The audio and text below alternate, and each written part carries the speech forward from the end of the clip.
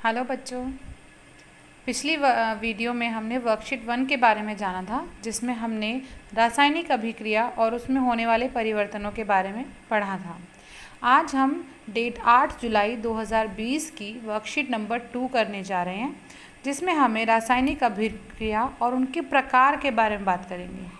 तो थोड़ा सा हम इस शीट को डिस्कस कर लेते हैं। पिछली वीडियो के अनुसार हमने पढ़ा था रासायनिक अभिक्रियाएं होती हैं जिसमें कोई नई चीज़ बनती है। अब हम उनके प्रकार पढ़ेंगे। रासायनिक अभिक्रियाओं के प्रकार। रासायनिक अभिक्रियाएं बहुत प्रकार की होती हैं, लेकिन आज हम केवल संयोजन अभिक्रिया उसके पहले प्रकार के बारे में बात करेंगे। तो थोड़ा सा हम इसके बारे में जान लेते हैं कि संयोजन अभिक्रियाएं होती क्या हैं। संयोजन अभिक्रिया में दो या दो से ज़्यादा अभिकारक मिलकर एक उत्पाद बनाते हैं। संयोजन, जैसे कि आपको नाम खुद ही बता रहा है, संयोजन। संयोजन, योजन, योजन का मतलब होता है प्लस, यानी कि जुड़ना। इसमें दो या दो से ज़्यादा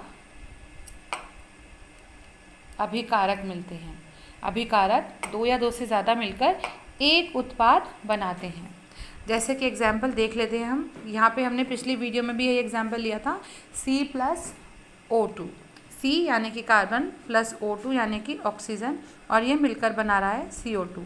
यहाँ पर आप देख सकते हैं कि दो अभिकारक हैं। तीर के बाईं ओर वालों को हम अभिकारक बोलते हैं और तीर के दाईं ओर वालों को उत्पाद बोलते हैं। तो आप जैसा कि देख सकते हैं कि C+O2 मिलकर बना रहा है CO2।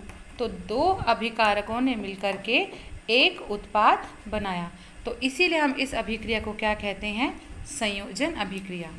इन अभिक्रियाओं को पहचानने के लिए एक मैथ में जैसे आप फॉर्मूला यूज़ करते हैं, तो एक फॉर्मूला हम इसको इस तरीके से भी कह सकते हैं कि A+B गिव्स C।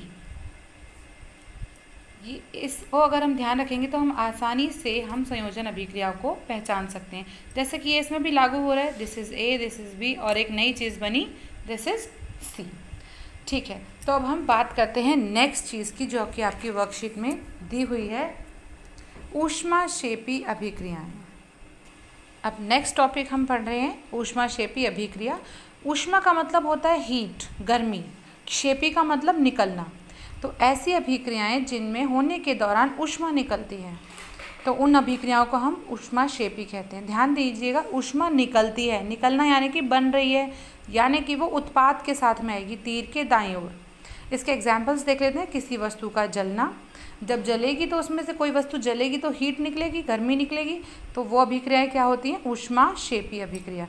एग्जाम्पल देखिए, जैसे CH4+O2 गिव्स CO2 + H2O + ऊष्मा। आप देखिए तीर के इधर है, यानी कि अभिकारकों के साथ में। एक एग्जाम्पल और लेते हैं। हमने पिछली वीडियो में इसके बारे में बात की थी, सफ़ेदी के बारे में बात की थी हमने कि सफ़ेदी होने से पहले उसे भिगोया जाता है पानी में। तो ये हमारा हो गया चूना, जिसे हम भिगाते हैं। तो ये हमारा है बिना बुझा हुआ चूना, बिना बुझा हुआ चूना। ठीक है जी। और जब हम इसे पानी में मिलाते हैं, इसे हमने पानी में मिलाया तो हमारा बनेगा कैल्शियम हाइड्रोक्साइड, CaOH2। अब पानी में डालने पर आपने देखा होगा कि बहुत ज़्यादा बुलबुले निकलते हैं, बहुत ज़्यादा हीट निकलती है, तो एक तरीके से लगता है जैसे वो बुझ रहा है। तो इसीलिए इसे बुझा हुआ चूना भी कहते हैं। और साथ में हीट निकलती है तो प्लस ऊष्मा। तो ये ऊष्मा निकल रही है, इसीलिए ये एग्जाम्पल है हमारी ऊष्माक्षेपी अभिक्रिया का।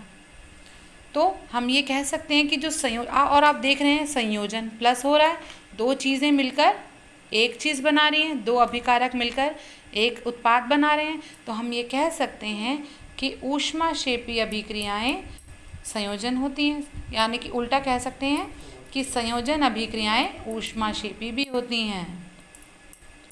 संयोजन अभिक्रिया ऊष्माक्षेपी अभिक्रियाएं होती हैं। होप आपको समझ में आया होगा। अब इसके जो क्वेश्चंस दिए हुए हैं उनको सॉल्व करने की कोशिश कीजिए। जो डाउट्स होंगे हम उसे क्लियर करेंगे। Thank you so much.